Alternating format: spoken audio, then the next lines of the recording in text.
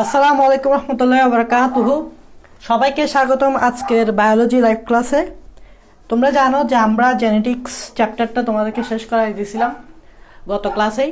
তো আজকে আমি টিস্যু ও টিস্যুতন্ত্র এই চ্যাপ্টারটা নিয়ে তোমাদের সামনে হাজির হয়েছি, আমার লেকচার নাম্বার 1। সো এই চ্যাপ্টারটা কিন্তু খুবই গুরুত্বপূর্ণ একটা চ্যাপ্টার, প্রতিটা চ্যাপ্টারই গুরুত্বপূর্ণ, কারণ সব চ্যাপ্টার থেকেই কিন্তু সৃজনশীল এবং এমসিকিউ প্রশ্ন আসবে। সে প্রতিটা চ্যাপ্টারে কিন্তু গুরুত্বপূর্ণ। সো আজকে আমরা এই টিস্যু ও টিস্যুতন্ত্র গুরুত্বপূর্ণ চ্যাপ্টারটা শুরু করব। এই চ্যাপ্টারটা বিশ্ববিদ্যালয়ে ভর্তি পরীক্ষার জন্য তথা মেডিকেলের জন্য অনেক গুরুত্বপূর্ণ। আচ্ছা, যাই হোক, সো তোমরা আমাকে একটু বলো যে ভাইয়ার কথা শোনা যাচ্ছে কিনা। তোমরা তোমাদের ফ্রেন্ডদেরকে তাড়াতাড়ি যুক্ত হতে বলো যারা এই কোর্সটা করতেছে, এবং তাড়াতাড়ি আমাকে একটু কমেন্টে জানাও যে ভাইয়ার কথা শোনা যাচ্ছে কিনা এবং লাইভ ক্লাসটা ক্লিয়ার কিনা। এই দুইটা জিনিস আমাকে একটু জানাও যে কথা শোনা যাচ্ছে কিনা আর লাইভ ক্লাসটা ক্লিয়ার কিনা। যদি তা হয় আমরা আজকে আমাদের টিস্যু ও টিস্যুতন্ত্রের প্রথম লেকচারটা শুরু করে দিব। মনে রাখবা, বায়োলজি কিন্তু basic related subject, logic related subject. So বায়োলজিতেও কিন্তু তোমাকে বেসিক ক্লিয়ার রাখতে হবে, লজিক ক্লিয়ার রাখতে হবে, যাতে করে যে কোনো জায়গায় তুমি বায়োলজি রিলেটেড যে কোনো জায়গায় যদি যেতে চাও, বা বিশ্ববিদ্যালয়ে ভর্তি পরীক্ষায় বলো বা মেডিকেলে বলো, সব জায়গায় যাতে তুমি ভালো পারফর্ম করতে পারো বায়োলজির ক্ষেত্রে, সেটাই হচ্ছে কথা। ঠিক আছে? সো তোমরা আমাকে একটু বলো যে আমার কথা শোনা যাচ্ছে কিনা। তাড়াতাড়ি যুক্ত হয়ে যাও, তাড়াতাড়ি যুক্ত হয়ে যাও। কথা শোনা যাচ্ছে কিনা বলো আমাকে, কমেন্টে বলো। আর একটা হচ্ছে লাইভ ক্লিয়ার কিনা, অল ক্লিয়ার কিনা। এই দুইটা যদি ক্লিয়ার হয়, আমরা আজকে আমাদের এই টিস্যু ও টিস্যুতন্ত্র চ্যাপ্টারটা শুরু করতেছি। এই টিস্যু ও টিস্যুতন্ত্র চ্যাপ্টারটা শুরু করতেছি। এই টিস্যু ও টিস্যুতন্ত্র চ্যাপ্টারটা শুরু করতেছি। তাড়াতাড়ি একটু কমেন্টে জানাও অল ক্লিয়ার কিনা। আমি একটু তোমাদের কমেন্টটা দেখি। হ্যাঁ, তো অল ক্লিয়ার কিনা একটু জানাও, অল ক্লিয়ার কিনা। সবাই একটু কমেন্টে জানাও অল ক্লিয়ার কিনা। সবাইকে যুক্ত হও, সবাই তাড়াতাড়ি যুক্ত হও। অল ক্লিয়ার কিনা, আমার কথা ভয়েস এবং লাইভ ক্লিয়ার কিনা।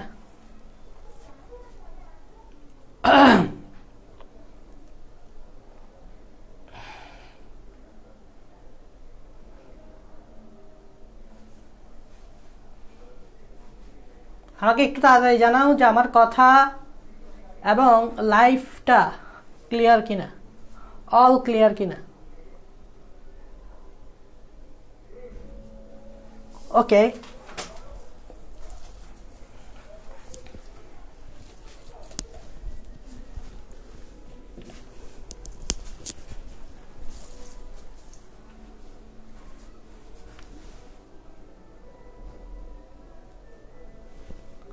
ক্লিয়ার বলতেছ, তাহলে ভাইয়া শুরু করে দিই। ভাইয়া শুরু করে দিই আজকে আমাদের টিস্যু টিস্যুতন্ত্রের টপিকটা। দেখো, প্রথমে আসো আমাদেরকে জানতে হবে, যেহেতু চ্যাপ্টারটার নাম টিস্যু, তো প্রথমে আমাদেরকে জানতে হবে টিস্যু কি। আমি জানি তোমরা সবাই ছোটবেলা থেকে পড়ে আসতেছো, ক্লাস 8 থেকে পড়ে আসতেছো টিস্যু কি, বাট আমি জানি না তোমরা কখনো চিন্তা করে মানে একটু ভালোভাবে বুঝে জিনিস টপিক টিস্যু সংজ্ঞাটা মুখস্থ করছো কিনা। বাট এই টিস্যু সংজ্ঞাটা আসলে মুখস্থ করতে তো হবে, পরীক্ষায় আসবে এটা কাকে বলে আসবে। তবে আমার মনে হয় এটা যদি তোমরা বুঝে বুঝে পড়ো তাহলে মুখস্থ করতে হবে না, অটোমেটিক নিচ থেকে লিখতে পারবা। মানে টিস্যু এই ছোট্ট টার্মটা জানতে হলে তোমাকে অনেক কিছু বুঝতে হবে। সেটা কি?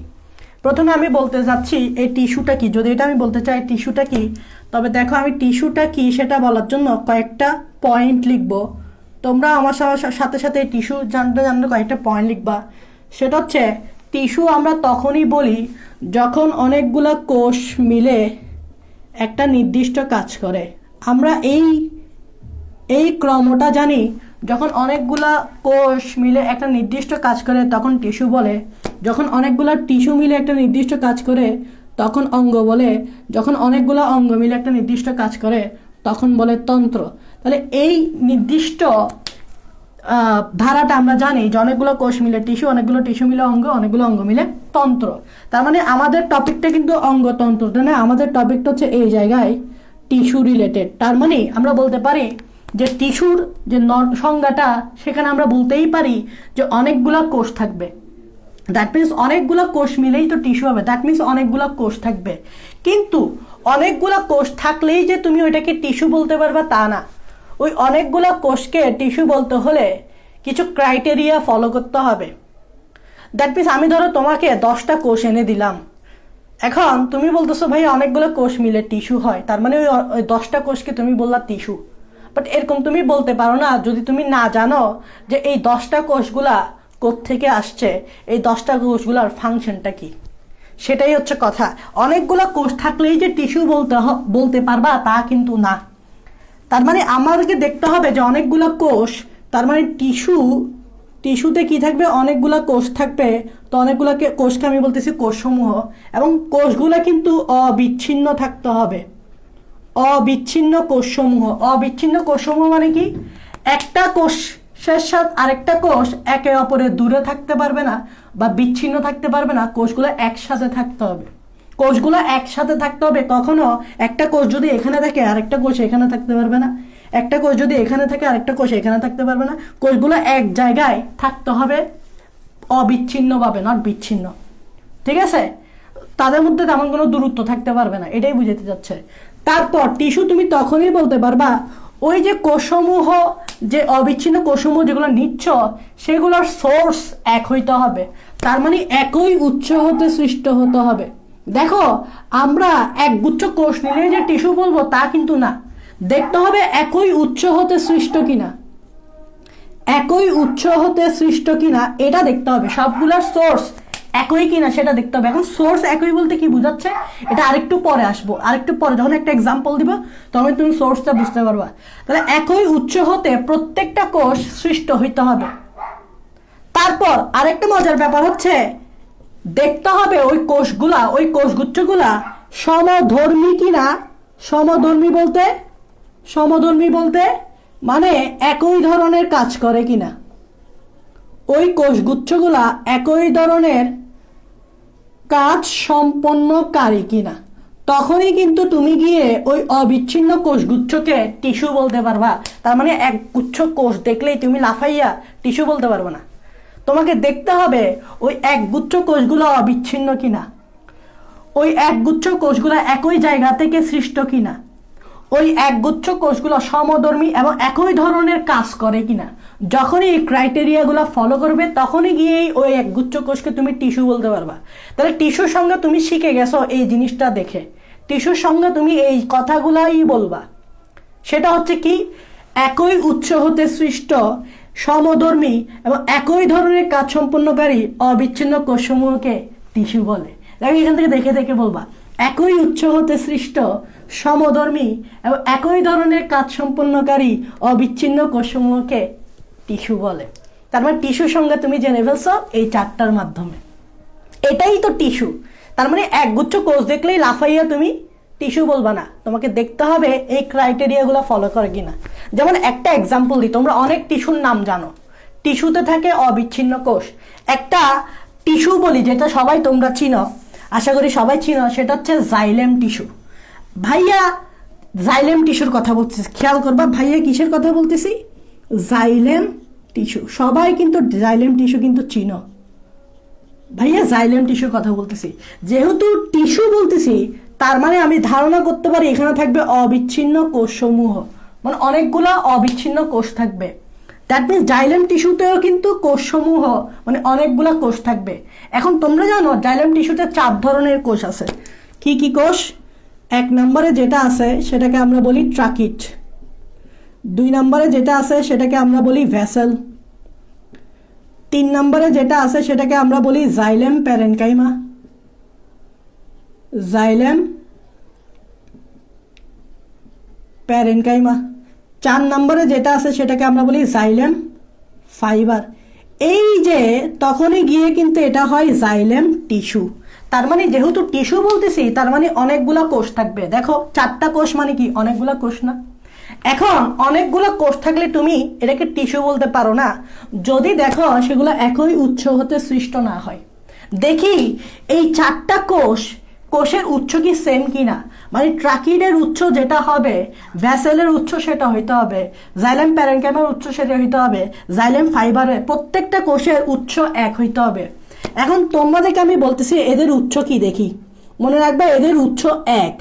কেন জানো নামটা কি? এদের উৎসের একটা নাম আছে, নামটা তুমি হয়তো পরে গিয়ে বুঝতে পারবে এটা কেন এটাকে নামটা এরকম, প্রোক্যাম্বিয়াম। এটার উৎস হচ্ছে প্রোক্যাম্বিয়াম। দেখো ট্রাকিরো প্রোক্যাম্বিয়াম থেকে সৃষ্ট, ভ্যাসেলো প্রোক্যাম্বিয়াম থেকে সৃষ্ট। প্রোক্যাম্বিয়াম কি এটা আরো পরে জানতে পারবা। ভ্যাসেলো প্রোক্যাম্বিয়াম থেকে সৃষ্ট, জাইলেম প্যারেনকাইমা প্রোক্যাম্বিয়াম থেকে সৃষ্ট, জাইলেম ফাইবার ও প্রোক্যাম্বিয়াম থেকে সৃষ্ট। তাহলে একই উৎস হতে সৃষ্ট। এখন দেখো তারা সমধর্মী এবং একই ধরনের কাজ করতে পারে কিনা। তোমরা জানো জাইলেমের যতগুলো কোষ থাকুক না কেন তাদের একটাই কাজ, তাদের সবারই কিন্তু একটা কমন কাজ, সেটা হচ্ছে কি বলতো? এদের কমন কাজটা কি বলতো? এই জাইলেম টিস্যুর কমন কাজটা কি? কাজও এক, কাজ এক। কাজটা কি বলতো? জাইলেমের কাজ হচ্ছে পাতায় পানি পৌঁছে দেওয়া, তাই কিনা? আমরা জানি জাইলেম মূল থেকে পানি পাতায় পৌঁছে দেয়। তার মানে এদের প্রত্যেকটা উদ্দেশ্য এক, প্রত্যেকটা কাজই এক, সেটা হচ্ছে পাতায় পানি পরিবহন। প্রত্যেকের কিন্তু উদ্দেশ্য এক, সেটা হচ্ছে পাতা যাতে পানি পায়। কারণ পাতা যদি পানি না পায় তাহলে কিন্তু কি করতে পারবে না, খাবার তৈরি করতে পারবে না। কারণ তোমরা জানো সালোক সংশ্লেষণে পানি লাগে, তো পাতাই এজন্য পানি লাগবে। তাহলে দেখো তখনই গিয়ে তুমি টিস্যু বলতে পারবা। তাহলে কখনো টিস্যুর সংজ্ঞাটা আমরা মুখস্থ করি কিন্তু জিনিসটা কিন্তু আমরা বোঝার চেষ্টা করি না। আজকে আমি তোমাদেরকে টিস্যুর সংজ্ঞাটা তো বলছি, সাথে একটা এক্সাম্পলের সাহায্যে জিনিসটা বুঝাই দিছি। তোমরা আমাকে বলো এই টিস্যু কাকে বলে, বুঝতে পারছো কিনা উইথ বেসিক? তোমরা এটা আমাকে বলো। এখন আমরা চলে যাব টিস্যু সৃষ্টির কারণটা কি, কেনই বা টিস্যু সৃষ্টি হচ্ছে। টিস্যু না থাকলেও তো চলতো, কেন টিস্যু সৃষ্টির দরকার আছে বা কারণটা কি সেটা। তো তোমরা আমাকে বলো এই জিনিসটা বুঝছো কিনা। কমেন্টে বলো এই জিনিসটা বুঝছো কিনা।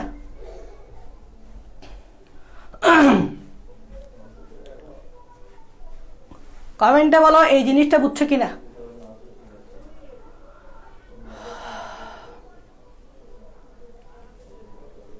ওকে ওকে ওকে, হ্যাঁ বলতে থাকো তাড়াতাড়ি। ওকে ওকে ঠিক আছে, এইবার আসো টিস্যু সৃষ্টির কারণটা কি এটা আমাদেরকে জানতে হবে। চলো আমরা একটু টিস্যু সৃষ্টির কারণটা একটু দেখে নিই।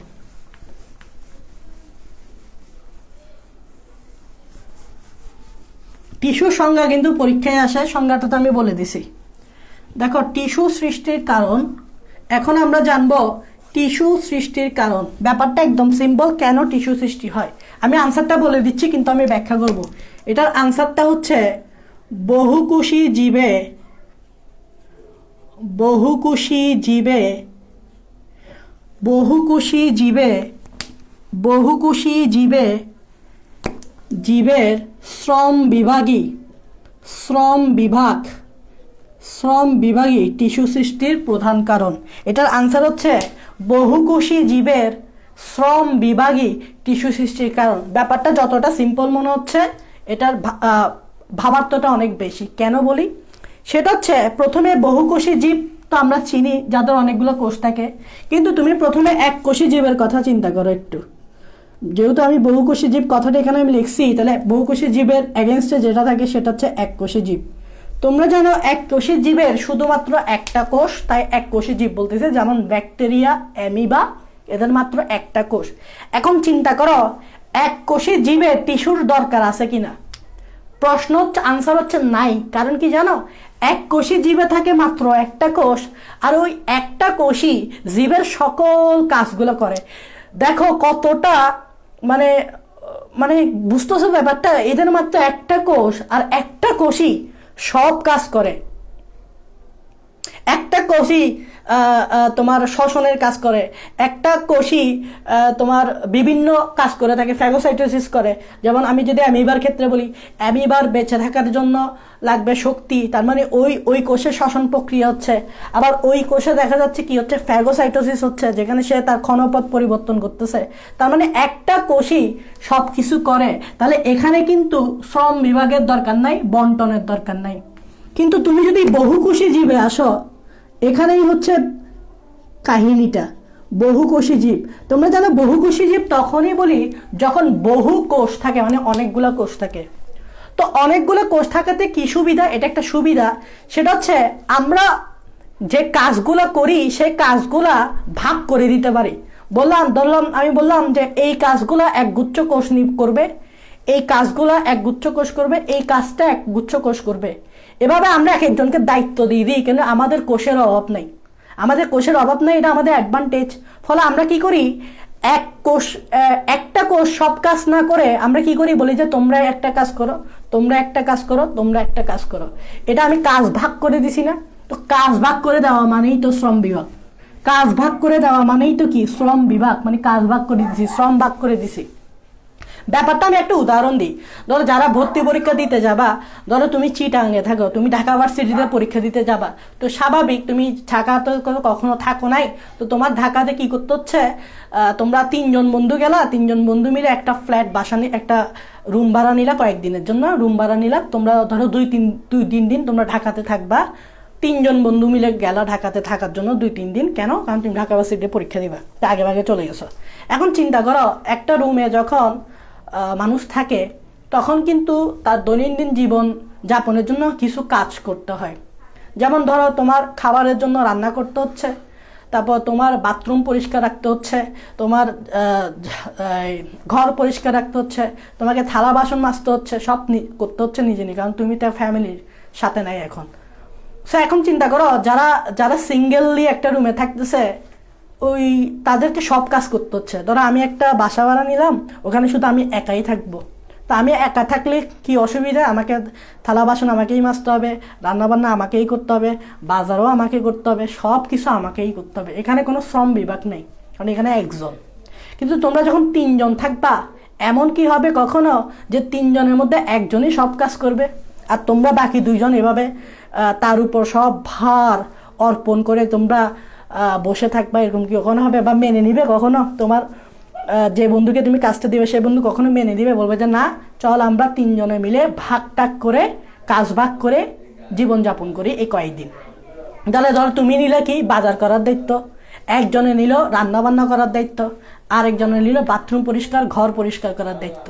তাহলে খুব সুন্দর করে তোমরা নিজেদের মধ্যে ভাগ করে নিলে না? কারণ তোমরা 3 জন, তোমরা অনেকজন।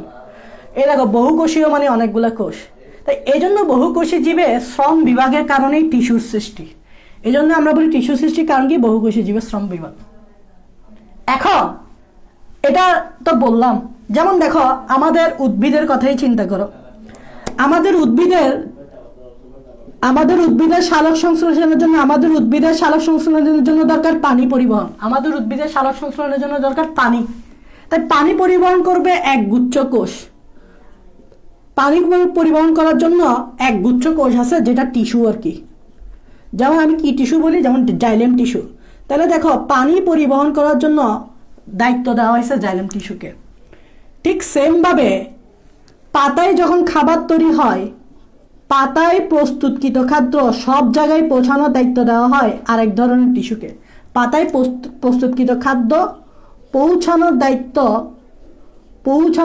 দায়িত্ব দেওয়া হয়েছে আরেক ধরনের টিস্যুকে, যেমন সেটাকে আমরা বলি ফ্লোয়েম টিস্যু।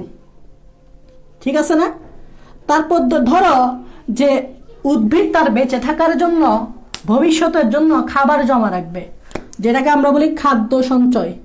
তাহলে খাদ্য সঞ্চয়ের জন্য আরেক ধরনের টিস্যু আমরা কি করলাম, নিয়োজিত করলাম। ধরে নাও এটাকে আমরা প্যারেনকাইমা টিস্যু বলতেছি। প্যারেনকাইমা টিস্যুর মেইন কাজ হচ্ছে খাদ্য সঞ্চয় করা। তাহলে দেখো, এই যে শ্রম বিভাগ, এই শ্রম বিভাগের কারণেই তো টিস্যুর সৃষ্টি। এটাই হচ্ছে টিস্যু সৃষ্টির প্রধান কারণ, যেটা আমি উইথ এক্সাম্পল দিয়ে বাস্তব জীবনের সাথে আমি তোমাদেরকে কম্পেয়ার করেছি। তোমরা যখন বিভিন্ন জায়গায় ভর্তি পরীক্ষা দিতে যাবা, তখন কিন্তু এরকম ঘটনা তোমাদের সাথে ঘটতে পারে। আশা করি এটা একদম সিম্পল, তোমরা বুঝছো। এখন আসো, টিস্যুও কি জেনে গেলাম, টিস্যু সৃষ্টির প্রধান কারণও জেনে গেলাম। এখন আমরা জানবো টিস্যু কয় ধরনের। তাহলে চলো আমরা একটু টিস্যু কয় ধরনের সেটা একটু জেনে নিই। টিস্যু কয় ধরনের সেটা একটু জানি। দেখো, বিভাজন ক্ষমতার উপর ভিত্তি করে আমরা টিস্যুকে 2 ভাগে ভাগ করতে পারি। বিভাজন ক্ষমতার উপর ভিত্তি করে আমরা টিস্যুকে দুই ভাগে ভাগ করতে পারি। একটু মনোযোগ দিবা, এটা গুরুত্বপূর্ণ। বিভাজন ক্ষমতার উপর ভিত্তি করে আমরা টিস্যুকে দুই ভাগে ভাগ করতে পারি। একটা হচ্ছে ভাজক টিস্যু। ভাই আমি বারবার বলি ইংরেজি টার্মটা ইম্পর্টেন্ট, তাই ভাজক টিস্যুর ইংরেজি নাম জানবা। এটাকে বলা হয় মেরিস্টেমেটিক টিস্যু। মেরিস্টেমেটিক টিস্যু ইংরেজি জানতে হবে। আরেকটা হচ্ছে স্থায়ী টিস্যু। স্থায়ী কারা? যারা লোকাল মানে কি পার্মানেন্ট, তাই পার্মানেন্ট টিস্যু বলে, এটাকে ইংরেজিতে বলে পার্মানেন্ট টিস্যু। তাহলে বিভাজন ক্ষমতার উপর ভিত্তি করে আমরা টিস্যুকে দুই ভাগে ভাগ করতে পারি। একটি হচ্ছে ভাজক টিস্যু বা মেরিস্টেমেটিক টিস্যু, আর একটা হচ্ছে স্থায়ী টিস্যু বা পার্মানেন্ট টিস্যু। এখন বিভাজন ক্ষমতার উপর ভিত্তি করে বলতে একদম সিম্পল, নামে বোঝা যাচ্ছে এটার নাম হচ্ছে ভাজক। তোমরা যখন ম্যাথ করছো, আমি যদি বলি কিন্তু ম্যাথ, তোমরা জানো ম্যাথ যখন করো এভাবে কোনো একটা সংখ্যাকে ভাগ করো, যেমন এটা হচ্ছে 28কে যদি ভাগ করতে চাও তোমরা এখানে 4 দাও, এখানে 7 দাও, তারপর 28 দিলেই হয়ে গেল ভাগ। এখন দেখো এটাকে তুমি 28টাকে ভাগ করতেছো, তো যেটাকে ভাগ করে সেটাকে বলা হয় ভাজক, আর এটাকে তোমরা বলো ভাজ্য, এটাকে তোমরা বলো ভাগফল, আর এটাকে তোমরা বলো ভাগশেষ। তাহলে ভাজক কোনটাকে বলতেছো? দেখো যেটাকে তুমি ভাগ করতেছো, তার মানে বোঝা যাচ্ছে ভাজক টিস্যু মানে কি।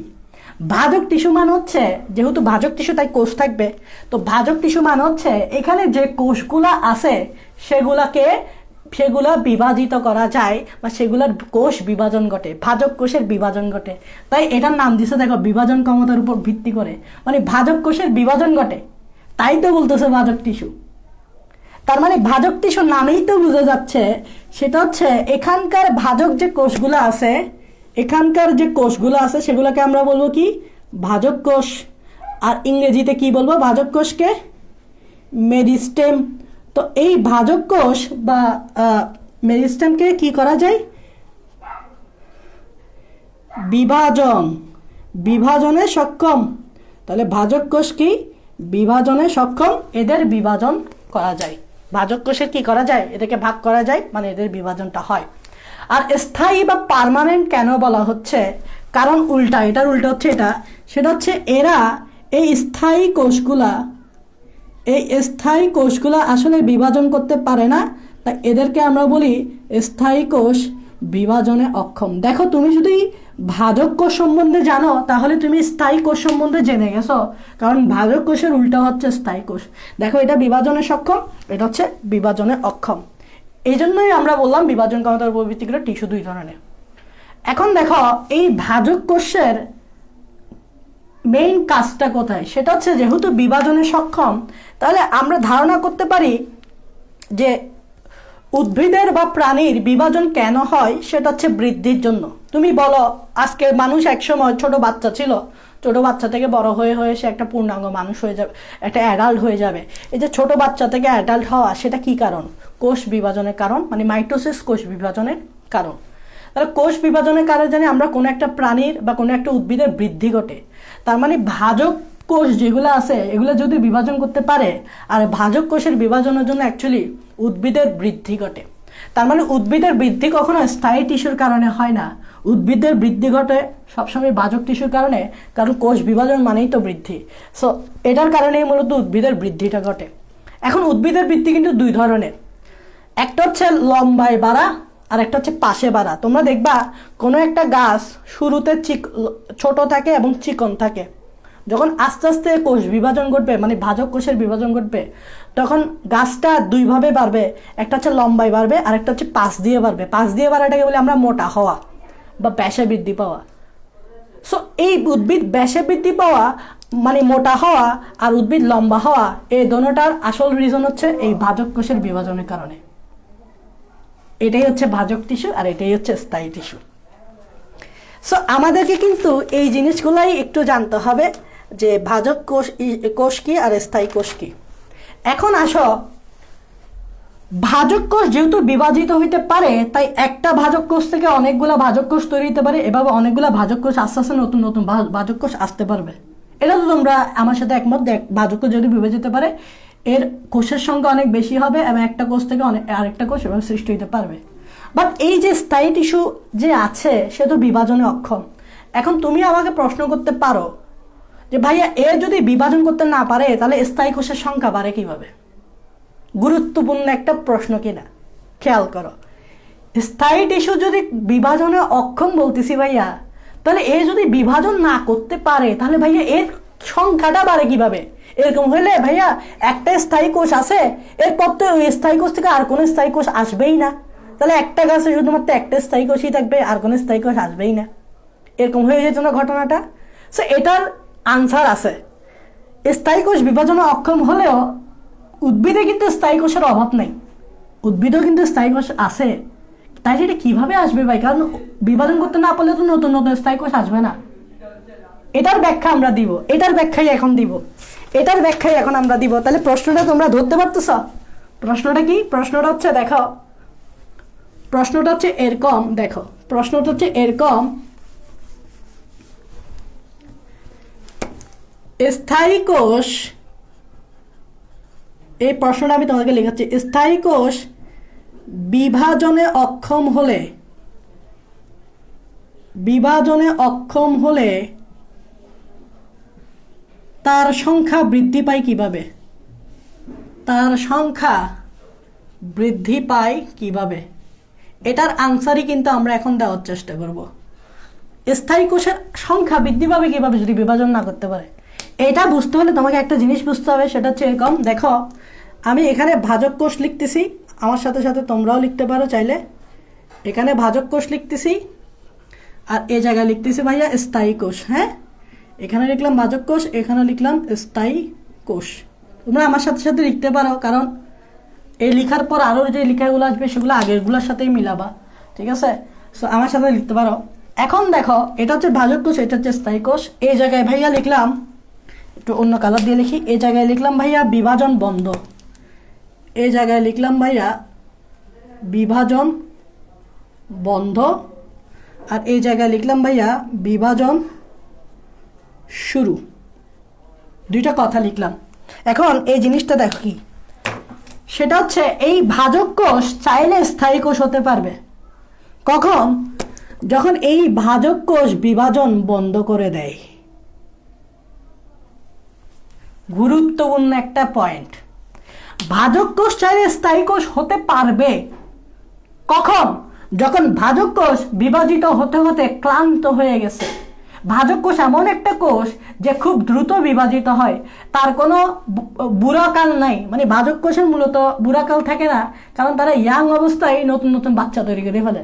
মানে ধরো এখন একটা নতুন কোষ তৈরি হয়েছে না, তার বড় হওয়ার ওয়েট করবে না, সে সাথে সাথে আরেকটা নতুন কোষ তৈরি করে ফেলবে।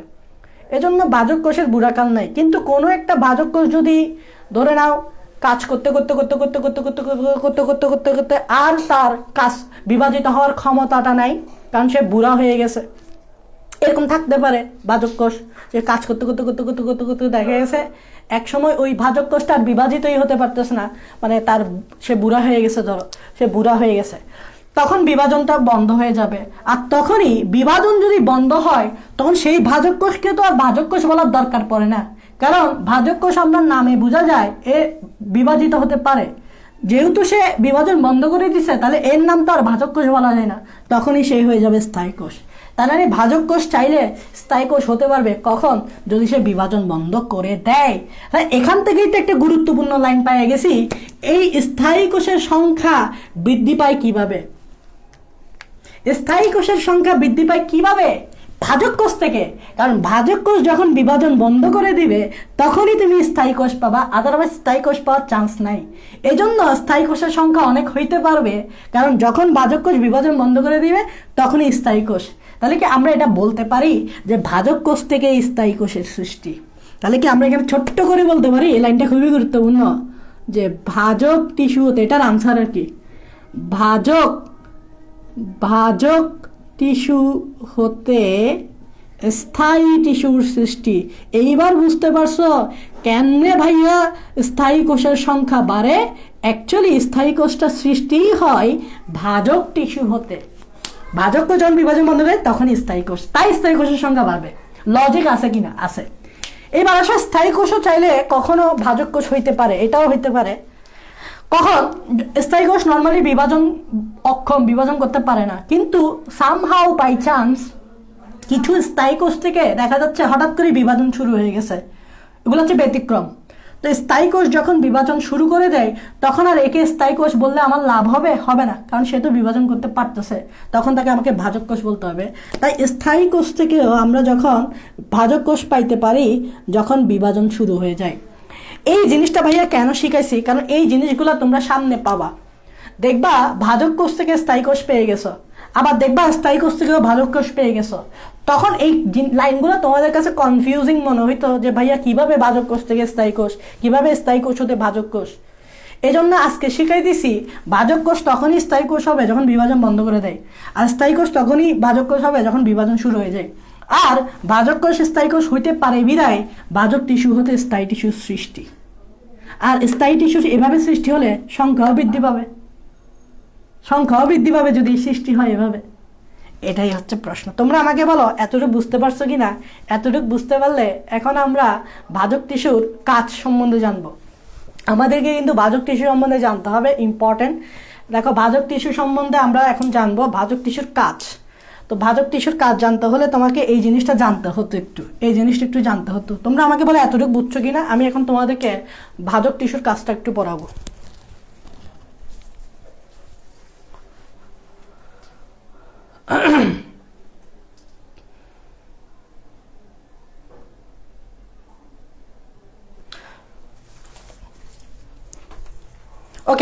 ওকে দেখো, সময় নষ্ট না করি আমি আশা করি তোমরা বুঝতেছ। কোনো সমস্যা থাকলে পরবর্তীতে আমাকে পার্সোনালি জিজ্ঞেস করতে পারো, আশা করি কোনো সমস্যা থাকবে না, আর যদি থাকে আমাকে বলতে পারো। দেখো ভাইয়া এখন একটু দেখো ভাজক টিস্যুর কাজ পড়াবো, এই জিনিসটা তোমরা তো জানছো। তো এখানে আমি লিখতেছি, দেখো কি লিখবো বলো তো? এখানে আমি লিখতেছি ভাজক টিস্যুর কাজ, খুবই ইম্পর্টেন্ট। ভাজক টিস্যুর কাজ, ভাজক টিস্যুর 4টা কাজ আছে, আমরা 4টা কাজই পড়াবো। 4টা কাজ আছে, 4টা কাজই পড়াবো।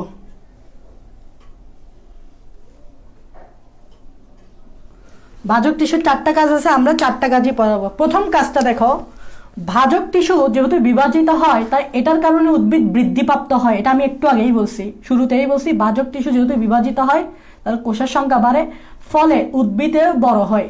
এই জন্য আমরা বলতে পারি ভাজক টিস্যুর কারণে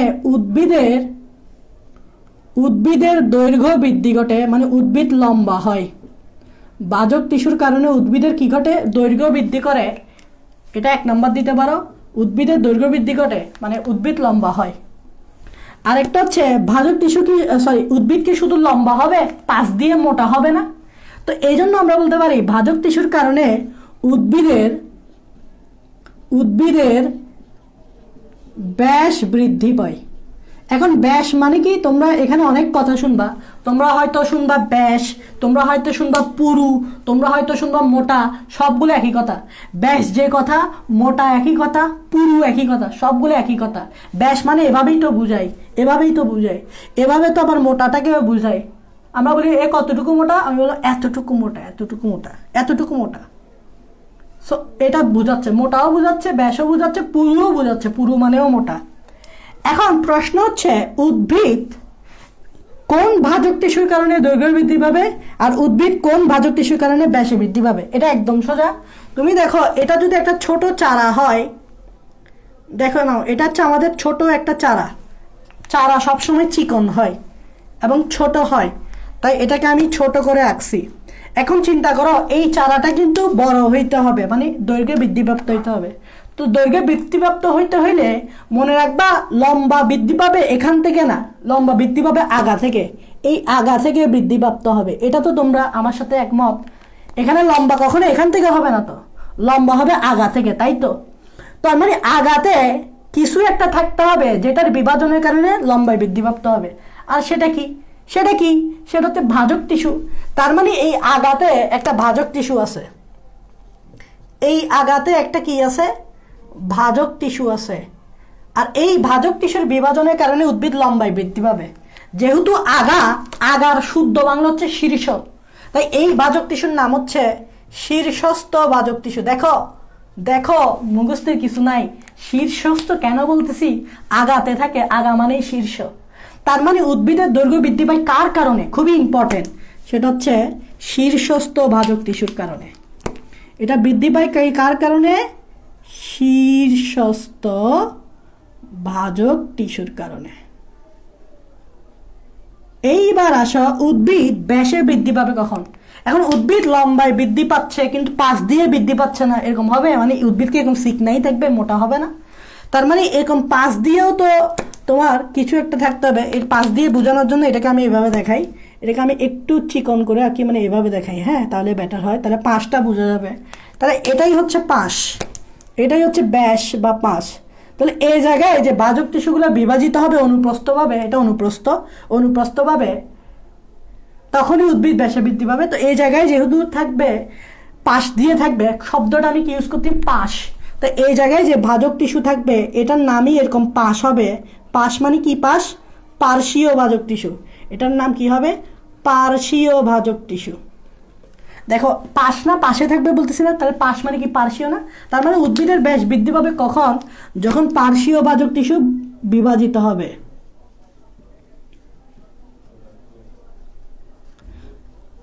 দেখছো আমরা দুইটা জিনিস উইথ লজিক অ্যান্ড বেসিক দিয়ে ক্লিয়ার করে ফেলছি। আরো দুইটা কাজ আছে, আরো দুইটা কাজ বোঝানোর জন্য ভাইয়া এই জিনিসটা মুছে ফেলতেছি। আরো দুইটা কাজ একদম সিম্পল, এই যে এই কাজটা, আরেকটা কাজ হচ্ছে এইটা। দেখো এই কাজটা কপি করো এখানে, ভাজক টিস্যু হতে স্থায়ী টিস্যুর সৃষ্টি। এখন যদি আমি লিখতাম ভাজক টিস্যু হতে স্থায়ী টিস্যু সৃষ্টি, তুমি বুঝতা। এই জন্য আগে ওই জিনিসটা আমি তোমাদেরকে শিখাই দিছি। ভাজক টিস্যু হতে কখন স্থায়ী টিস্যু সৃষ্টি, একটু আগে পড়েছি না, যখন বিভাজন বন্ধ হয়। তাহলে এটা হচ্ছে 3 নম্বর কাজ, লিখো ভাজক টিস্যু হতে স্থায়ী টিস্যুর সৃষ্টি। এটা কপি করো, এটা একটু আগেই পড়েছি, ভাজক টিস্যু হতে স্থায়ী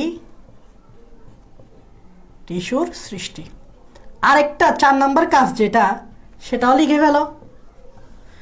দেখো আমরা অনেক সময় বলি আমাদের দেহের কোনো অঙ্গ বা আমাদের দেহের কোনো অংশ ক্ষতিগ্রস্ত হলে, মানে এখানে যদি একটা ক্ষত তৈরি হয়, তাহলে আমরা বলি এই জায়গায় যে কোষগুলো আছে সেগুলো বিভাজিত হয়ে নতুন কোষ তৈরি করে দেয়, ফলে ক্ষতস্থানটা পূরণ হয়ে যায়। ব্যাপারটা এরকম না, এই জায়গায় কোনো ক্ষত হইলে এই জায়গায় যে কোষগুলো ক্ষতিগ্রস্ত হয়েছে এখান থেকে নতুন নতুন কোষ তৈরি হবে কোষ বিভাজনের মাধ্যমে, ফলে ক্ষতস্থানটা পূরণ হয়ে যায়। ঠিক সেমভাবে উদ্ভিদের কোনো একটা অংশ যদি ক্ষতিগ্রস্ত হয়, ওই অংশটারও ক্ষতস্থান পূরণ করতে হবে। আর ক্ষতস্থান পূরণ করতে হলে কি লাগবে, কোষের সংখ্যা বাড়াইতে হবে। আর কোষের সংখ্যা বাড়াইতে হলে কি লাগবে, ভাজক টিস্যু লাগবে। তার মানে এটা আরেকটা গুরুত্বপূর্ণ কাজ হচ্ছে ক্ষতস্থান পূরণ, ক্ষতস্থান পূরণ। তাহলে আমরা কিন্তু ভাজক টিস্যুর কাজ উইথ লজিক অ্যান্ড বেসিক শিখে ফেলছি। 4টা কাজ, উদ্ভিদের দৈর্ঘ্য বৃদ্ধি, উদ্ভিদের ব্যাস বৃদ্ধি, ভাজক টিস্যু হতে স্থায়ী টিস্যু সৃষ্টি, যেটা একটু আগেই বুঝাইছি, আর এটা হচ্ছে ক্ষতস্থান পূরণ, এটা তো তোমরা বুঝছই। তাহলে আমরা কিন্তু ভাজক টিস্যুর কাজ শিখে ফেলছি। এখন আমাদেরকে যেটা শিখতে হবে সেটা হচ্ছে ভাজক টিস্যুর বৈশিষ্ট্য। এটা খুবই গুরুত্বপূর্ণ, সব জায়গার জন্য এটা বেশি গুরুত্বপূর্ণ, যে কোনো জায়গায়, সেটা ভার্সিটি হোক, সেটা মেডিকেল হোক, সেটা তোমাদের এইচএসসি লেভেলে হোক, সব জায়গার জন্য ইম্পর্টেন্ট। এখন ভাইয়া তোমাদেরকে বলাবো ভাজক টিস্যুর বৈশিষ্ট্য, এবং এই ভাজক টিস্যুর বৈশিষ্ট্য আমরা এমনভাবে শিখবো, মানে কি প্রত্যেকটা বৈশিষ্ট্য আমরা মুখস্থ করব না, প্রত্যেকটা বৈশিষ্ট্য আমরা লজিক দেখব। মনে রাখবা, লজিক দিয়ে যদি তুমি মনে রাখো তোমার মাথায় অনেক দিন থাকবে। আর আমি যদি মুখস্থ করো তোমার মাথায় অনেক দিন থাকবে না। সো এটাই হচ্ছে মেইন, আমরা ভাজক টিস্যুর বৈশিষ্ট্যগুলা লজিক এবং বেসিক দিয়ে শিখবো। তাহলে আমি এটা মুছে দিচ্ছি, আশা করি তোমরা এটা বুঝছো, কারণ এটা আমি আশা করি ভালোভাবে বুঝাইতে পারছি। যদি কোনো প্রশ্ন থাকে আমাকে একটু কমেন্টে জানাও, আমি তোমাদের কমেন্টটা চেক করি।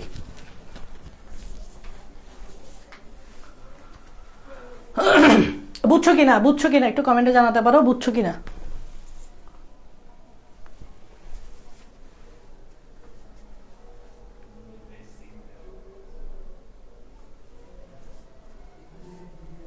ওকে ওকে ভাইয়া মুছে দিচ্ছি।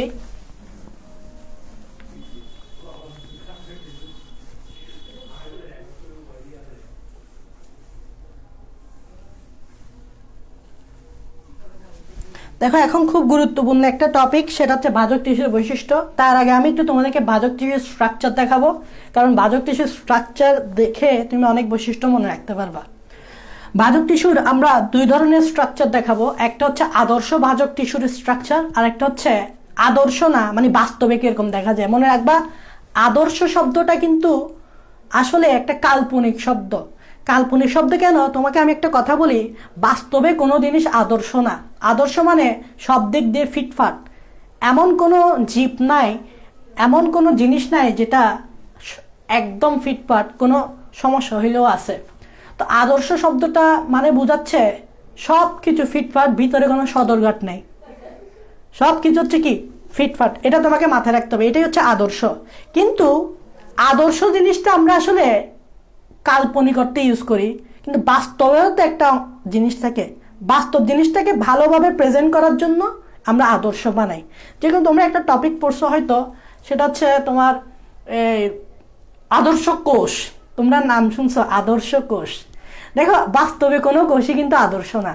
মানে আদর্শ কোষ বলতে বোঝাচ্ছে যে আমরা কল্পনা করে নিই একটা কোষে সব অঙ্গাণু উপস্থিত আছে, মাইটোকন্ড্রিয়া, গলগি বডি সব কিছু আছে, কিন্তু বাস্তবে সকল কোষে সব অঙ্গাণু পাওয়া যায় না। কিছু কোষে দেখা যাচ্ছে একটা অঙ্গাণু থাকলেও অন্য কোষে সেই অঙ্গাণুটা নাই, কিন্তু আমরা স্টাডি করার সুবিধার্থে আদর্শ শব্দটা ইউজ করি।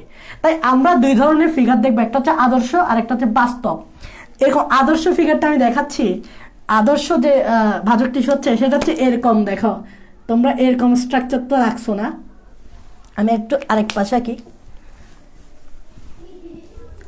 তোমরা আদর্শ, আমরা এই দেখো আদর্শ কোষগুলো হচ্ছে এরকম সরবুজ আকার, এরকম এভাবে পাশাপাশি এরকম কতগুলো ঘর আঁকো,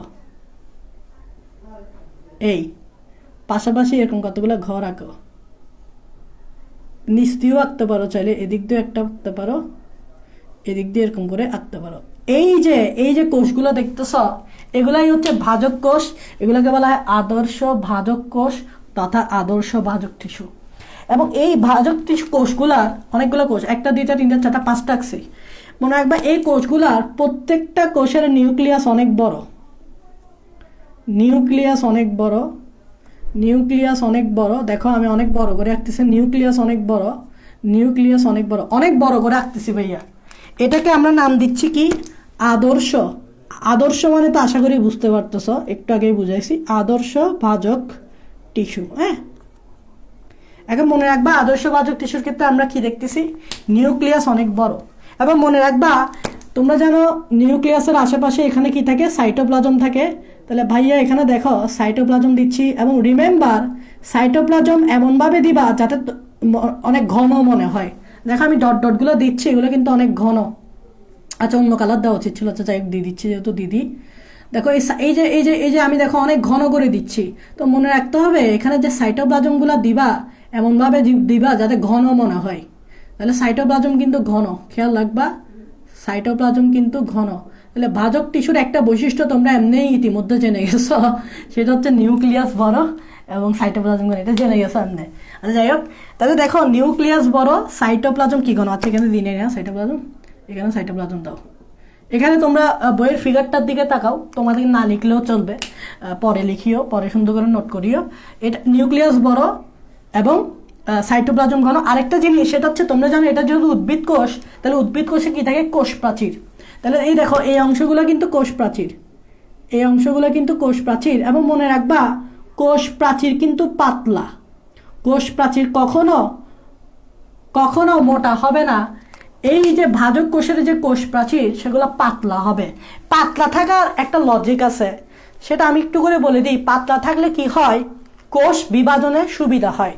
যেমন ধরে নাও এই মার্কারটাকে আমি চাইলে দুই ভাগে ভাগ করতে পারবো না বা বিভাজন করতে পারবো না, কারণ এই মার্কারটার যে দেয়ালটা এটা অনেক মোটা। দেখো আমি চাইলেও এভাবে দুই ভাগ করতে পারবো না, কেন? এটা মোটা। এবার আমি একটা চিকন ব্যাট আনি তোমার সামনে, এই চিকন ব্যাটটাকে আমি সুন্দর করে ভাগ করে ফেলতে পারবো, বিকজ চিকন ব্যাটটার দেয়ালটা অনেক পাতলা।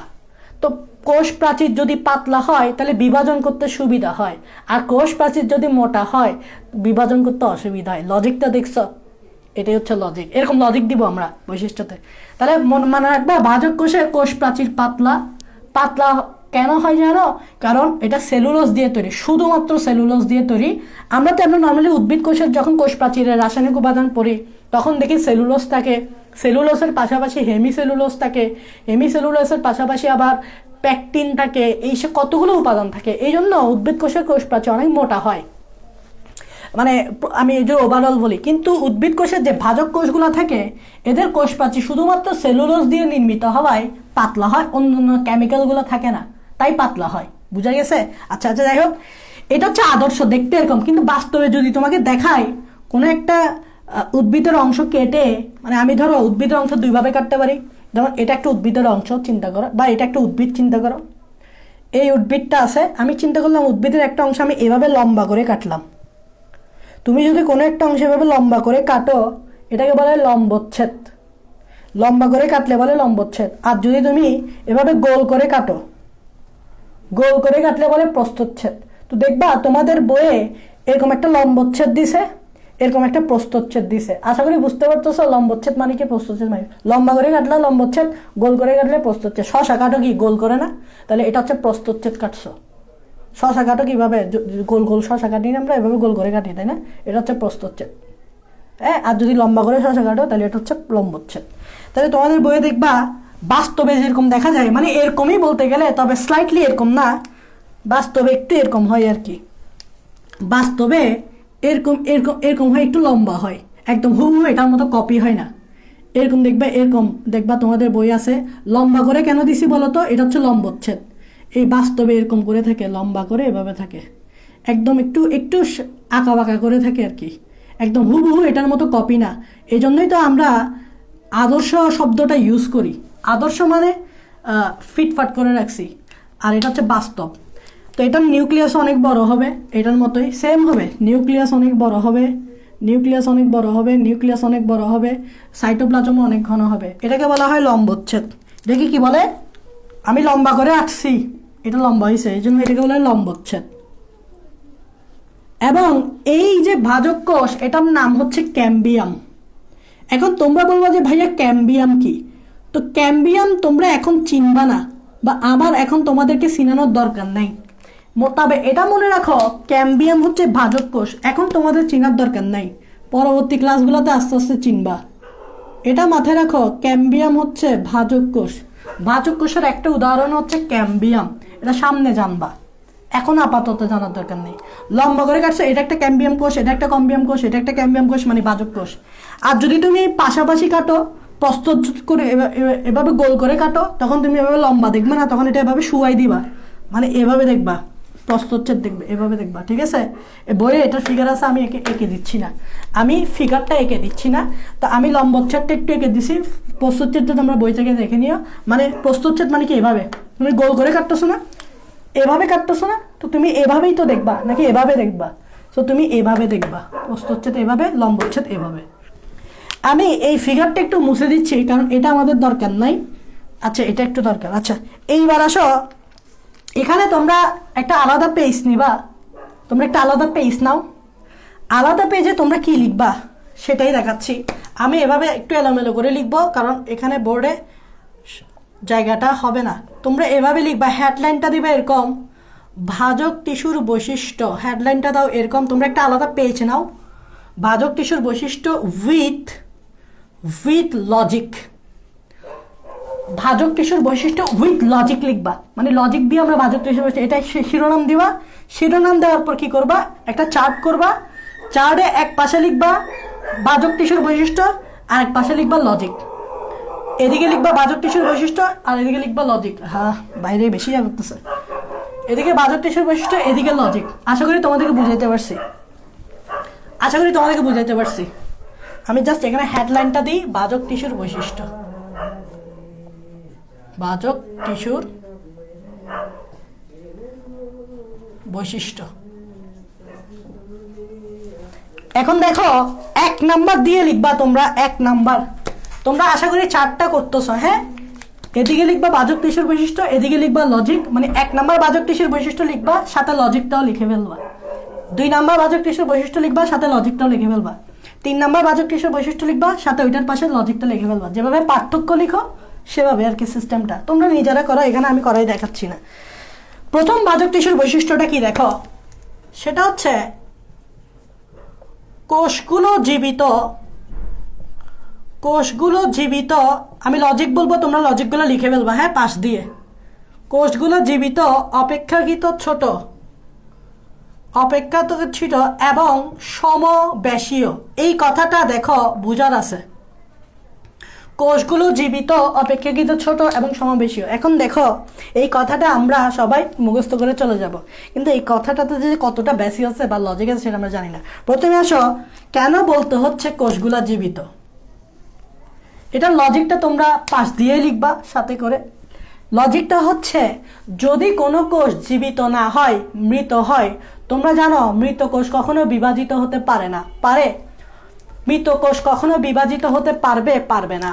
যেমন গাছের একটা টুকরা যখন তোমরা গাছ থেকে বিচ্ছিন্ন করে ফেলবা, ওই গাছ থেকে বিচ্ছিন্ন টুকরা কখনো বড় হবে? গাছ থেকে বিচ্ছিন্ন টুকরা কখনো বড় হবে? প্রাকৃতিক নিয়মে হবে না। কেন বলো তো? গাছ থেকে যে টুকরাটা তুমি আলাদা করে ফেলছো, ওখানে যে কোষগুলো ছিল ওগুলো মরে গেছে। কারণ তুমি প্রাণ দেহ থেকে একটা অংশ বের করে ফেলছো, তাহলে তো তার মধ্যে তো আর প্রাণ থাকবে না, ওই কোষটা মারা যাবে বিদায় বিভাজন করতে পারবে না। আর বিভাজন করতে না পারলে ওই অংশ থেকে ওই অংশটা বড় হবে না। কিন্তু একটা গাছ কেন বড় হচ্ছে? কারণ গাছের মধ্যে যে কোষগুলো আছে সেগুলো জীবিত থাকে, আর জীবিত থাকলে কি সক্ষম? বিভাজনে সক্ষম। দ্যাট মিনস আমরা তো জানি ভাজক টিস্যুর কোষগুলা বিভাজন করতে পারে, তো বিভাজন করতে হলে শর্ত হচ্ছে জীবিত হতে হবে। জীবিত না হলে কেমনে বিভাজন করবে, যেটার এক্সাম্পল আমি এখন দিছি। তার মানে কি বলতো, জীবিত থাকে কেন? বিভাজনের জন্য। এটাই হচ্ছে লজিক। আর এটা আরেকটু বিস্তারিত বলছি, গাছ থেকে একটা টুকরা আলাদা করে ফেললে দেখবা ওই টুকরা থেকে কখনো নতুন গাছ হয়ে যাবে না। কেন? কারণ ওই টুকরাতে যে কোষগুলো আছে সেগুলো মারা গেছে বিধায় বিভাজন করতে পারতেছে না। আর বিভাজন না করলে বড় হবে কেমনে? এটাই হচ্ছে কথা। তারপর এটার ব্যাখ্যাটা দেখো, অপেক্ষাকৃত ছোট কেন? খুব ইন্টারেস্টিং একটা জিনিস, এটা অনেকে বুঝে না। তোমার একটা জিনিস বলি, এখানে তুমি একটা ছোট গ্লাস নিলা, এটা হচ্ছে একটা ছোট গ্লাস।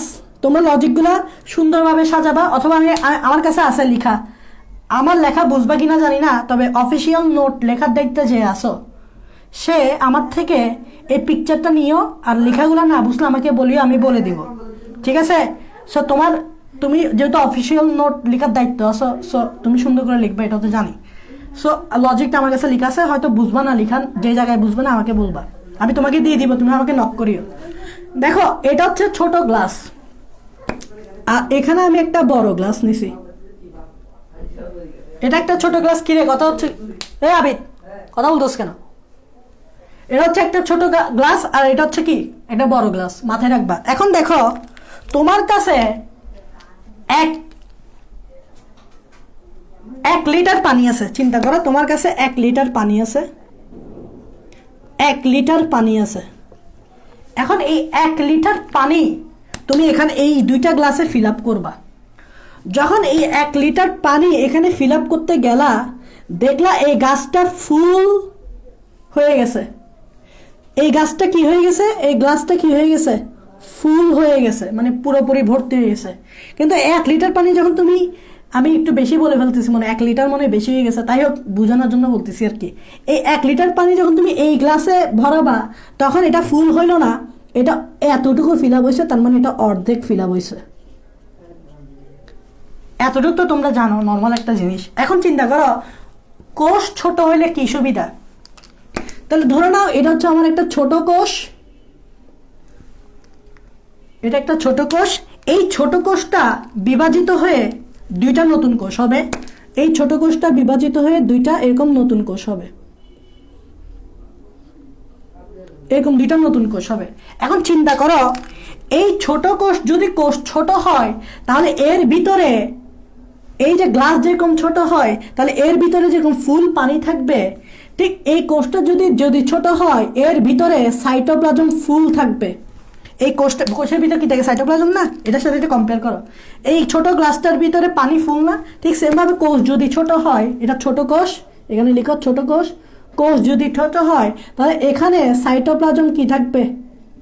ঘন থাকবে।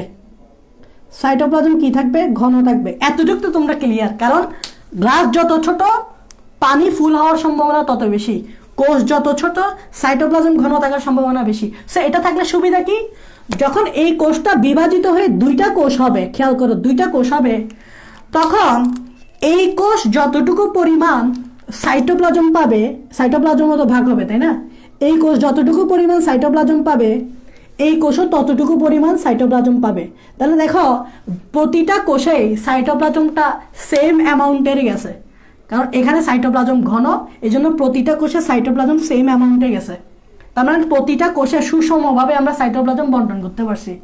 কিন্তু বড় গ্লাস নাও, মানে এরকম একটা বড় কোষ নাও, এরকম একটা বড় কোষ নাও, এখন এই বড় কোষে যদি তুমি সাইটোপ্লাজম দাও এটার মতো, এখানে সাইটোপ্লাজমটা ধরো পাতলা থাকবে। দেখো সাইটোপ্লাজমটা কি থাকবে, সাইটোপ্লাজমটা কি থাকবে, পাতলা। আচ্ছা সাইটোপ্লাজম যদি পাতলা হয়, এখন এই কোষ থেকে যখন ভবিষ্যতে দুইটা কোষ হবে, এই কোষ থেকে যখন ভবিষ্যতে দুইটা বড় বড় কোষ হবে, তুমি বলো এই কোষটাতে আমরা পাতলা যেহেতু সাইটোপ্লাজম, তাহলে আমরা এই কোষটাতে কি আমরা সেরকম পরিমাণ সাইটোপ্লাজম দিতে পারবো? দিতে পারবো না। দেখা যাচ্ছে এইখানে সাইটোপ্লাজমটা ধরো বেশি হয়ে গেল, এখানে সাইটোপ্লাজমটা কম হয়ে গেল, তাহলে সুষমভাবে কিন্তু আমরা সাইটোপ্লাজম বন্টন করলাম না।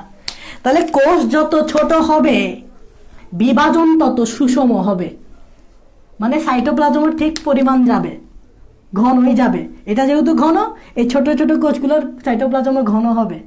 এটা যেহেতু সাইটোপ্লাজম, এটা অনেক যেহেতু বড় হয়ে গেছে, তাই সাইটোপ্লাজম পাতলা হয়ে গেছে, বলে এই কোষগুলোও সাইটোপ্লাজম পাতলাকেও আরও পাতলা করে ফেলো, এটা পাতলার ডাবল হয়ে যাবে, এই কোষগুলা পাতলার ডাবল হয়ে যাবে। তাহলে কিন্তু সুষমভাবে বন্টনটা একটা ফ্যাক্ট। আমি এমনভাবে ভাগ করতে পারবো না যে এক পক্ষকে আমি বেশি দিয়ে দিচ্ছি আর এক পক্ষকে কম দিয়ে দিচ্ছি, আমাকে সুষমভাবে ভাগ করতে হবে। এটাই হচ্ছে মেইন কারণ যে কোষ ছোট হওয়ার একটা অ্যাডভান্টেজ, সেটা হচ্ছে সাইটোপ্লাজম ঘন থাকলে সুবিধাটা আছে। এটা হচ্ছে ফ্যাক্ট, এটা হচ্ছে ফ্যাক্ট। তাহলে এখানে আমি লিখছি, আমি এখানে এরকম লিখছি যে ছোট কোষে সাইটোপ্লাজম ঘন থাকে, আর সাইটোপ্লাজম যদি ঘন থাকে তাহলে যে অপত্য কোষগুলো সৃষ্টি হবে ওখানেও কিন্তু সাইটোপ্লাজমের পরিমাণ যথেষ্ট থাকবে। আর এরকম হলে সাইটোপ্লাজমের পরিমাণ যথেষ্ট না। এখন সাইটোপ্লাজম কম হইলে তো একটা কোষ ঠিক বেঁচে থাকতে বেশি দিন পারবে না, এটাই হচ্ছে কথা। এখন দেখো আমি অনেক বড় একটা কথা বলে ফেলছি, মানে অনেক অনেক লম্বা একটা কথা বলে ফেলছি, তো যাই হোক লজিক দেওয়ার জন্য তো একটু বলতে হবে। এখন দেখো সমব্যাসীয় মানে কি, সমব্যাসীয়, সমব্যাসীয় মানে প্রত্যেকের ব্যাস সমান। তুমি দেখো এই এই এখন এই ফিগারের দিকে তাকাও, ব্যাস মানে বুঝো তো এভাবে, দেখো এটার ব্যাস যতটুকু হবে এটার ব্যাসও কিন্তু ততটুকু হবে, এই কোষের ব্যাসও ততটুকু, এই কোষের ব্যাসও ততটুকু, এই কোষের ব্যাসও ততটুকু, এই কোষের ব্যাসও ততটুকু, তাই বলা হচ্ছে সমব্যাসীয়, প্রত্যেকটা কোষের ব্যাস সমান হবে।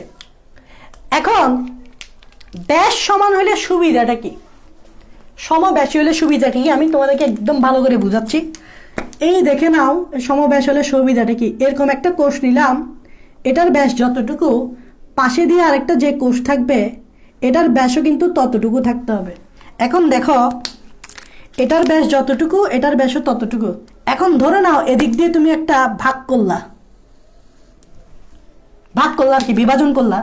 এখন এটা যতটুকু পরিমাণ হবে এটাও ততটুকু পরিমাণ হচ্ছে, মানে এই কোষটা যেরকম আকৃতির হচ্ছে ঠিক পাশের এই যে কোষটা, এই কোষটাও সেম আকৃতির হচ্ছে, এই কোষটা যেরকম সমান দুই ভাগে ভাগ হচ্ছে এই কোষটাও সমান দুই ভাগে ভাগ হচ্ছে, সবগুলো কোষ সমান আকৃতির হচ্ছে, সবগুলো কোষ দেখো সমান আকৃতির হচ্ছে, তাই না? এই কোষটা যেরকম আকৃতির এই কোষটা সেরকম আকৃতির, এটাও সেম আকৃতির এটাও সেম আকৃতির, মোট কথা কোষগুলা কিন্তু সমান আকৃতির হচ্ছে।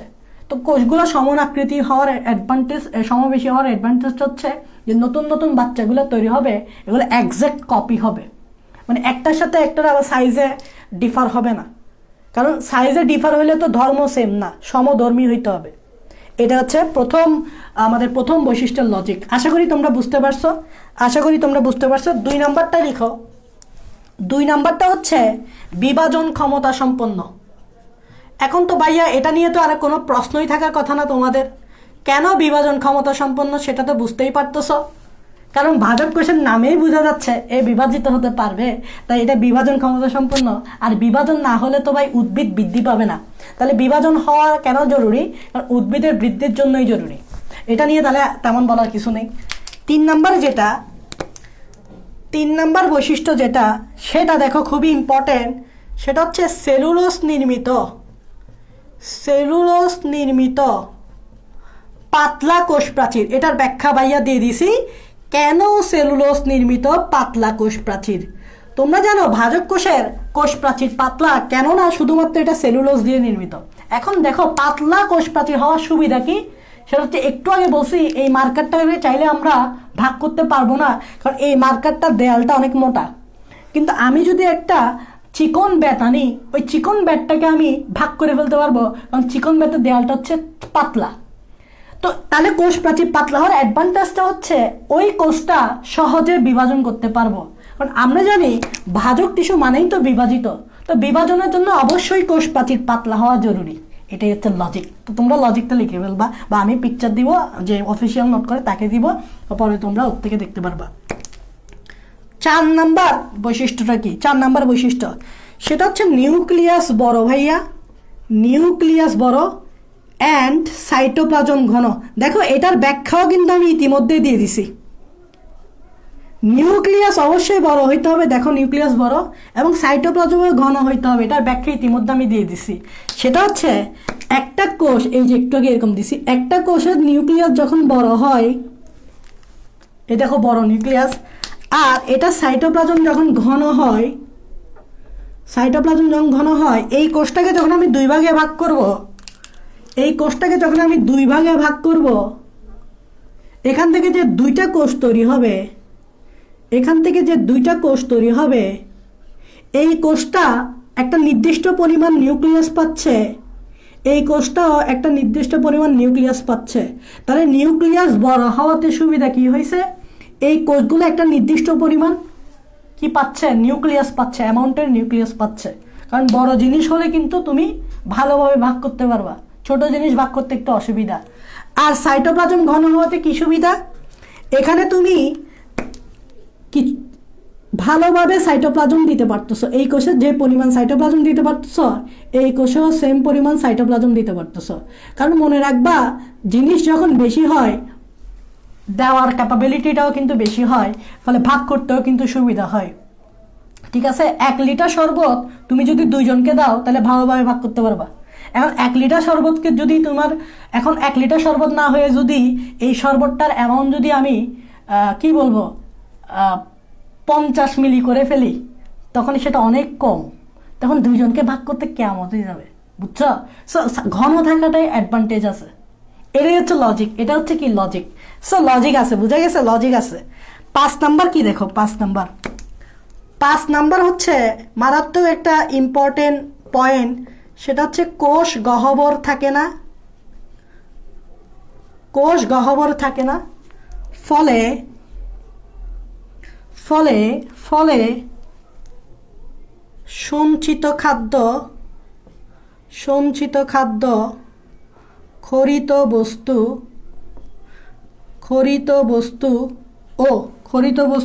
ও বর্জ্য পদার্থ তৈরি হয় না। এই কথাটা বুঝতে হবে, এই কথাটার কিন্তু ভাবার তো অনেক বেশি। অনেকে কিন্তু এই যে মুখস্থ করবে, কোষ গহ্বর থাকে না, সঞ্চিত খাদ্য খরিত বস্তু বর্জ্য পদার্থ তৈরি হয় না, এই কথাটার কিন্তু ভাবার তো অনেক বেশি, অনেকে মুখস্থ করবে। ব্যাপারটা আমি তোমাদেরকে বুঝাচ্ছি। ধরে নাও তোমরা যখন উদ্ভিদ কোষ পড়ো, এটা হচ্ছে একটা উদ্ভিদ কোষ, আর তোমরা কিন্তু এভাবে বড় করে একটা কোষ গহ্বর এঁকে ফেলো, মনে আছে? একটা উদ্ভিদ কোষে তোমরা প্রথমেই যে জিনিসটা মাঝখানে আঁকো, সেটা হচ্ছে বড় করে কোষ গহ্বর। এখন এই কোষ গহ্বরটা যখন তোমরা পড়ো, তখন তোমরা এই কোষ গহ্বরের কাজটাও পড়ো। তোমরা জানো এই কোষ গহ্বরটা যখন থাকে, এটা যেহেতু গহ্বর, এই গহ্বরে কিন্তু বিভিন্ন জিনিস, মানে বিভিন্ন খাদ্য সঞ্চয় করা হয় ভবিষ্যতের জন্য।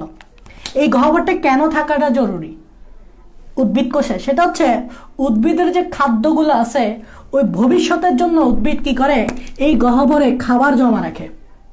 তারপর এই গহ্বরটা এমন একটা গহ্বর যেখান থেকে বিভিন্ন ক্ষরণকারী বস্তু জমা থাকে, যেখানে বর্জ্য পদার্থ জমা থাকে।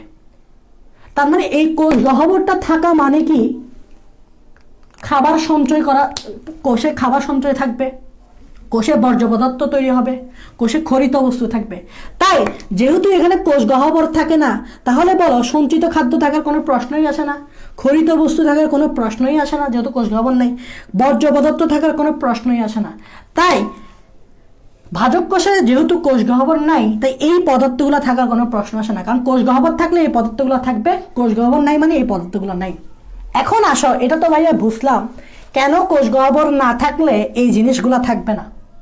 এখন প্রশ্ন হচ্ছে ভাই কোষ গহ্বর নাই কেন, থাকলে অসুবিধা কি হইতো? কারণ আমরা যখন উদ্ভিদ কোষ পড়ি ভাইয়া, বাজক কোষ তো উদ্ভিদ কোষই বলতে গেলে, সো উদ্ভিদ কোষ পড়ি কোষ গহ্বরের কথা বলি ভাই আমরা, কিন্তু এই ক্ষেত্রে বলতেছি না কেন বা এখানে থাকে না কেন, থাকে না কেন এটার একটা কারণ আছে। এটা কারণটা আমি তোমাদেরকে ব্যাখ্যা করতেছি।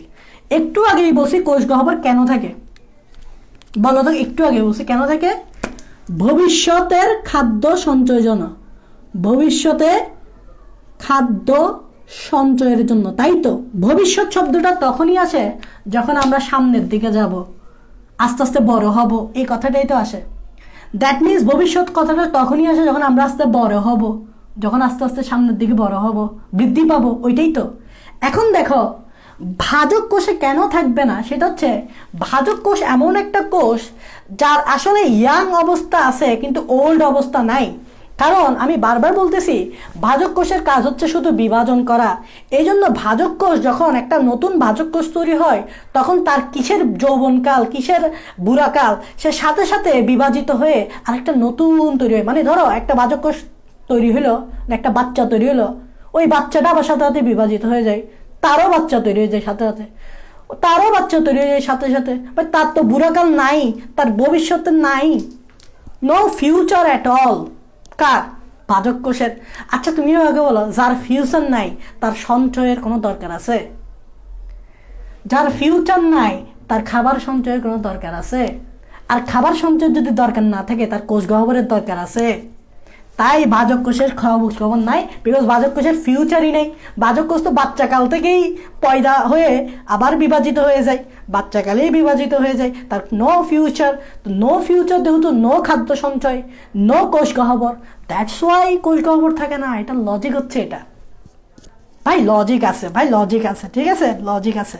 আচ্ছা দেখো 6 নাম্বারটা দেখো এবার, 6 নাম্বারটা দেখো। এখান থেকে ভাইয়া কিছু পয়েন্ট মুছে ফেলি, তাহলে বলতে সুবিধা হবে। 6 নাম্বারটা দেখো, টোটাল 9টা পয়েন্ট, হ্যাঁ, তারপর আমাদের ক্লাস শেষ।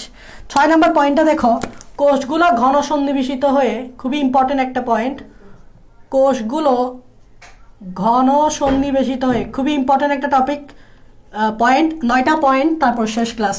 কোষগুলো ঘন সন্নিবেশিত হয়ে,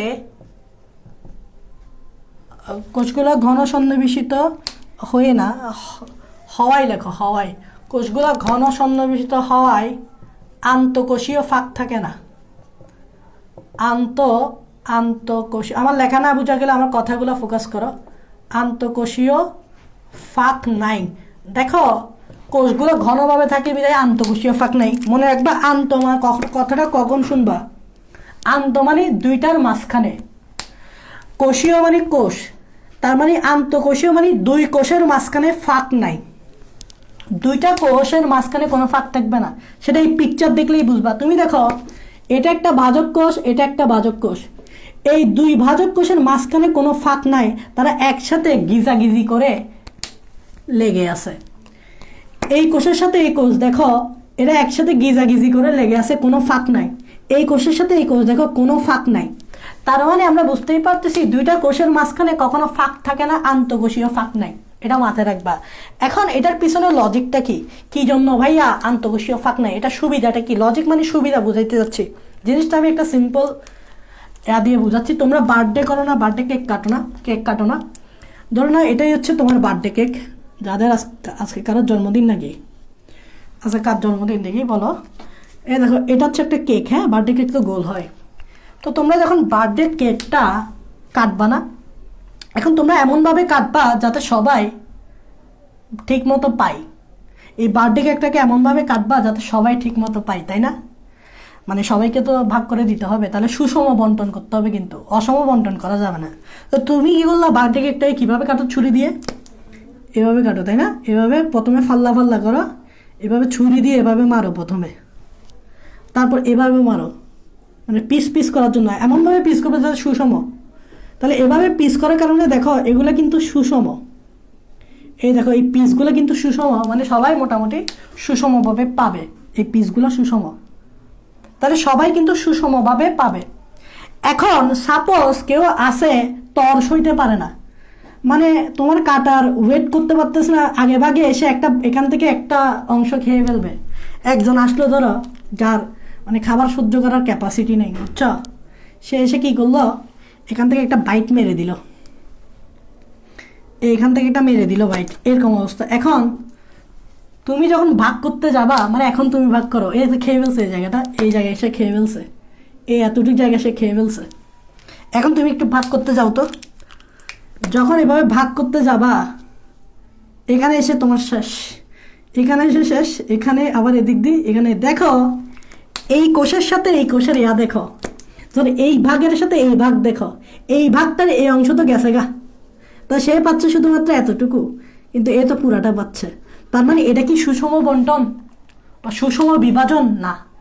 তার মানে এটাই তো ফাঁক, এখানে একটা ফাঁক থাকছে।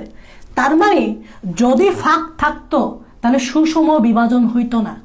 তাহলে আন্তঃকোষীয় যদি ফাঁক না থাকে তাহলে সুষম বিভাজন সম্ভব। মানে এখানে যদি কোনো খেয়ে না ফেলে এটা যদি পুরোপুরি থাকতো, তাহলে দেখো এই অংশ সে পুরাটাই পাচ্ছে, তাহলে সুষম বিভাজন হচ্ছে, এটাই হচ্ছে অ্যাডভান্টেজ। আন্তঃকোষীয় ফাঁক থাকলে কিন্তু সুষম বিভাজন হতে পারবে না, তাই আন্তঃকোষীয় ফাঁক নাই। এটার লজিক হচ্ছে এটা। আশা করি বুঝতে পারছো। আমার 6টা বৈশিষ্ট্য শেষ, এখন আমরা আর 2টা বৈশিষ্ট্যই পড়ব।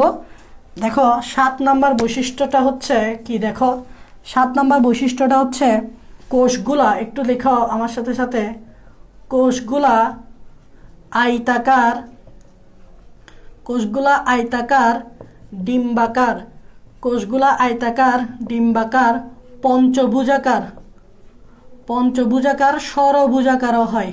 তুমি একটু দেখো এই যেখানে ভাইয়া কোষগুলো আঁকছি এটা কিন্তু ষড়ভুজ, এটা ষড়ভুজ, তো ষড়ভুজ হয়, পঞ্চভুজ হয়, ডিম্বাকার হয়, আয়তাকার হয়, কিন্তু একটা আকার হয় না, সেটা এখান দিয়ে লিখো। একটা আকার হয় না সেটা লিখো, সেটা হচ্ছে গোলাকার হয় না, গোলাকার হয় না, গোলাকার হয় না। সব আকারই হয়, শুধু একটা আকারই হয় না, কারণ গোলাকার হয় না। এখন প্রশ্ন হচ্ছে ভাইয়া কেন গোলাকার হয় না? দেখো গোলাকার হলে ডিসঅ্যাডভান্টেজটা কি। ধরো আমি এভাবে গোল গোল কোষ আঁকলাম, এভাবে তোমরা আঁকো না গোল গোল এভাবে। এখন তুমি যখন গোল গোল কোষ আঁকবা, এই গোল কোষ আর এই গোল কোষ দেখো, এই গোল কোষ এই গোল কোষ দেখো, এখান দিয়ে একটা ফাঁক দেখতে পাচ্ছ কিনা, ফাঁক দেখতে পাচ্ছ কিনা, আন্তঃকোষীয় ফাঁক দেখতে পাচ্ছ কিনা, আন্তঃকোষীয় ফাঁক দেখতে পাচ্ছ কিনা? পাচ্ছ। সো মনে রাখবা যদি গোল হতো তাহলে আন্তঃকোষীয় ফাঁক থাকতো, কিন্তু আমরা জানি ভাজক কোষেতে কোনো আন্তঃকোষীয় ফাঁক নাই, তাহলে গোলাকার হইতে দেওয়া যাবে না। এটাই হচ্ছে লজিক। দেখছো মুখস্থ করার চেয়ে যদি বুঝে বুঝে পড়ো কতটা মজাদার। নাম্বার 8, প্লাস্টিডগুলো মূলত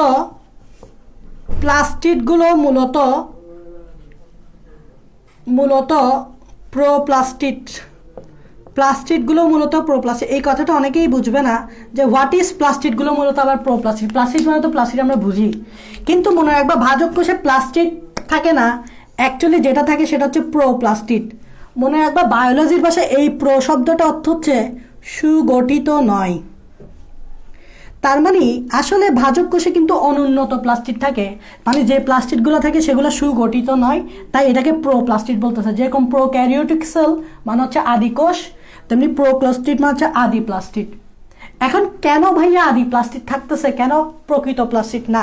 এটার এক্সাম্পল, এটার লজিকটা একদম সোজা। তোমরা আমাকে বলো প্লাস্টিড থাকবে কি জন্য? খাবার তৈরি করার জন্য।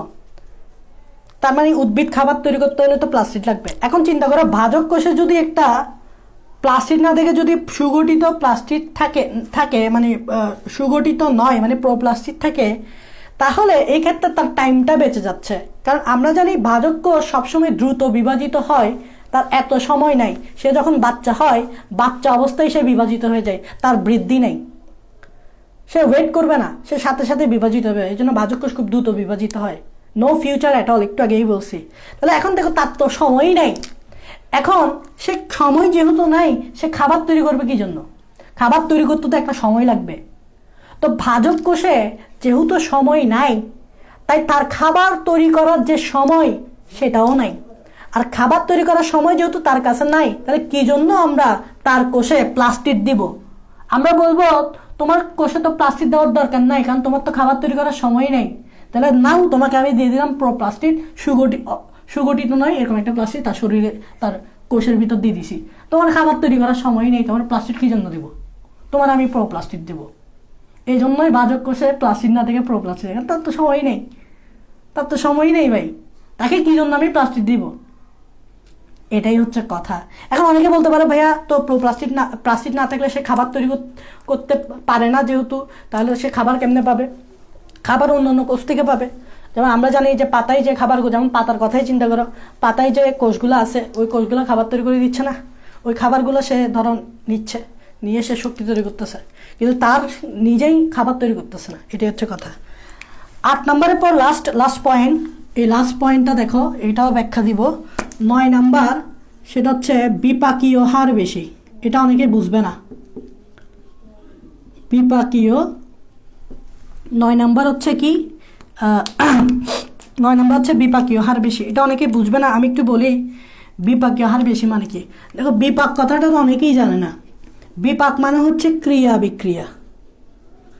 বিপাক মানে হচ্ছে ক্রিয়া বিক্রিয়া, তার মানে ক্রিয়া বিক্রিয়ার হার বেশি। এখন চিন্তা করো লজিকটা কি, কেন ক্রিয়া বিক্রিয়ার হার বেশি? তোমরা জানো ভাজক কোষ এমন একটা কোষ যে দ্রুত বিভাজন করে, সে ফাস্ট বিভাজিত হয়। এখন ফাস্ট বিভাজনের জন্য তো ভাই প্রচুর এনার্জি দরকার আছে, প্রচুর কাজকর্মের দরকার আছে। তার শরীরে মেশিন যেটা, তার কোষের যে মেশিনগুলো কিন্তু ফাস্ট কাজ করতে হবে, তাকে ফাস্ট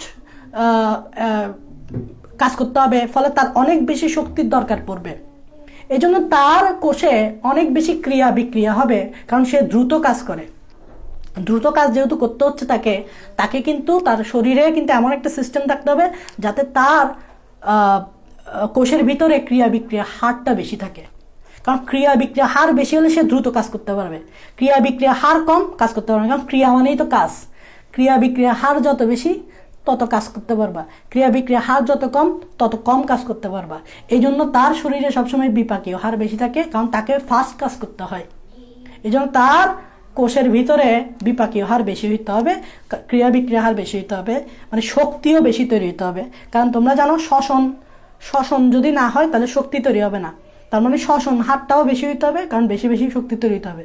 যত বেশি শক্তি তৈরি হতে হওয়ার জন্য আমার বেশি বেশি শ্বসন হার লাগবে।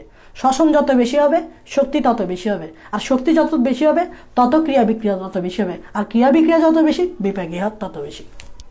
এটাই হচ্ছে কথা। আমার ভাজক কোষ বেজক টিস্যুর বৈশিষ্ট্য শেষ। আজকের ক্লাসটা এখানেই শেষ। তোমরা আমাকে বলো আজকের ক্লাসটা কেমন লাগলো। নেক্সট ক্লাসে আমরা ভাজক টিস্যুর প্রকারভেদ পড়বো এবং আরও গুরুত্বপূর্ণ জিনিস পড়বো।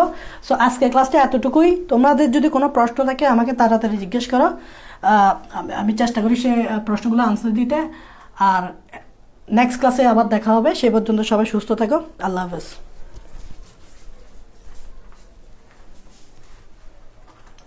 তোমাদের কোনো প্রশ্ন থাকলে আমাকে জিজ্ঞেস করতে পারো।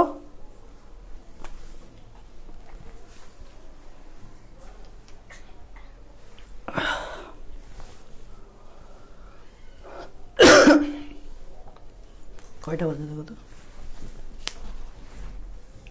ওকে, তোমাদের মনে হয় আরেকটা ক্লাস আছে, কখন জানি। আচ্ছা ওকে, সবাই সুস্থ থাকো। যা পড়াইছি ততটুকু পর্যন্ত, যা পড়াইছি তা পড়ে ফেলো। নেক্সট ক্লাসে আবার দেখা হবে। ওকে, আল্লাহ হাফেজ।